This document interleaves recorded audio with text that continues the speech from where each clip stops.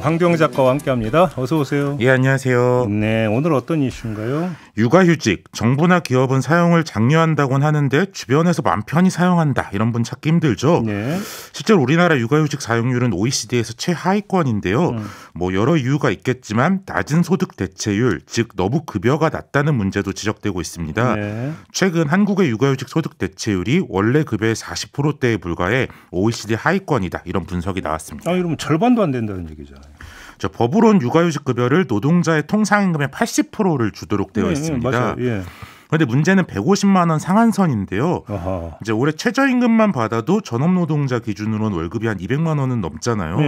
여기에 이제 80% 하면 160만 원이니까 상한선을 이미 넘죠. 예. 그러다 보니까 이제 통상임금 80% 규정이 무색하게 대다수의 노동자들이 150만 원 정도의 육아휴직 급여를 받게 되는데요. 예. 안 그래도 이제 돈이 많이 들어갈 시기인데 소득이 급격하게 줄어들게 되니까 육아휴직이 꺼려지는 겁니다. 규정은 80%, 실제로는 40%. 딱 반토막이네, 반토막. 네, 그렇죠. 이제 OECD의 가족 데이터베이스에 따르면 2022년 기준 한국의 육아휴직 기간 소득 대체율이 44.6%였는데요. 네.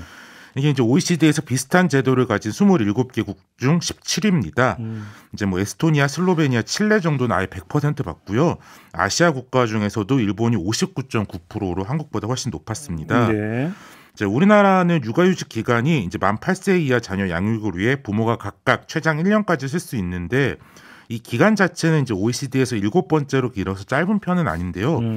근데 돈을 줘야 길게 휴직을 하지 기간만 길게 주면 뭐하냐 이런 얘기들이 나오고 있습니다. 그렇죠. 손가락 바르라. 뭐 이럴 수는 없는 거잖아요. 그러면 결국은 배우자고 돈 잘 벌어야 된다 이런 얘기로 연결이 되는 거 아닙니까? 결국. 그렇죠. 이제 상대적으로 소득이 높은 노동자들은 급여 수준이 너무 크게 낮아지니까 육아휴직을 결정하기 어렵고 특히 이제 엄마와 아빠까지도 육아휴직하기는 부담스럽다 이런 이야기들을 하고요. 예.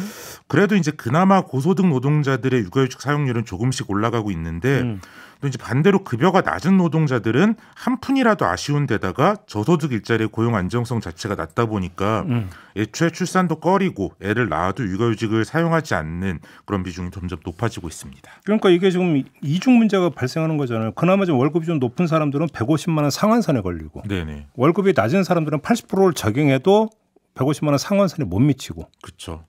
이렇게 이렇게 돼버린다니까. 그럼 후자가 더 문제가 되는 거잖아요. 좀 올라가야 되는 거 아닙니까?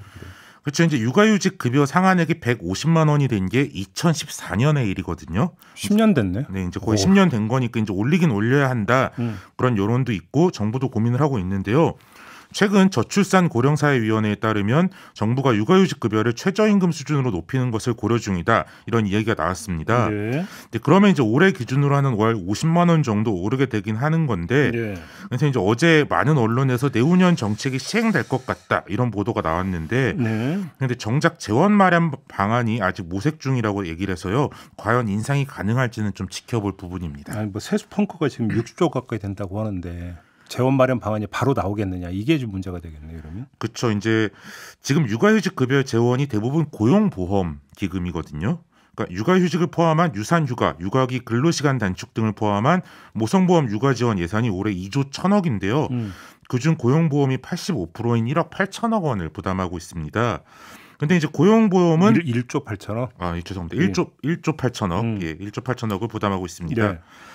근데 고용보험은 노동자 급여의 일정 비율을 노동자와 사업주가 나눠서 내는 거다 보니까 이건 엄격하게 말하면 국가가 책임지는 게 아니라 노사가 돈을 내는 보험이거든요. 그렇죠.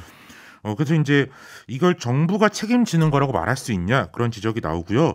정부의 내년도 예산안을 보면 예산을 2조 4천억 원으로 3천억 늘린다고 하면서도 정작 정부의 일반회계 전입금을 1천억 늘리는 데 그쳐서 재주는 노사가 부리고 생색은 정부가 낸다 이런 비판도 제기되고 있습니다. 그런데 고용보험 기금도 적자가 심하다면서요.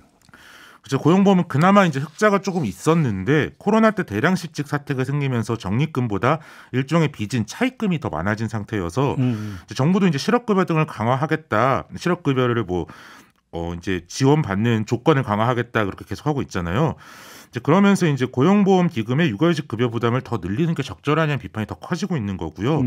설사 이제 고용보험에 돈이 넉넉히 있다고 하더라도 이제 고용보험을 내지 않는 자영업자나 고용보험을 내지 않는 노동자들, 무직자들까지 여기서 급여를 줄 수 없다 보니까 육아휴직을 모든 부모가 누릴 수 있는 제도로 나아가지 못하게 하는 장애물이 된다. 그런 문제도 계속 지적되고 있습니다. 갈 길이 멀다.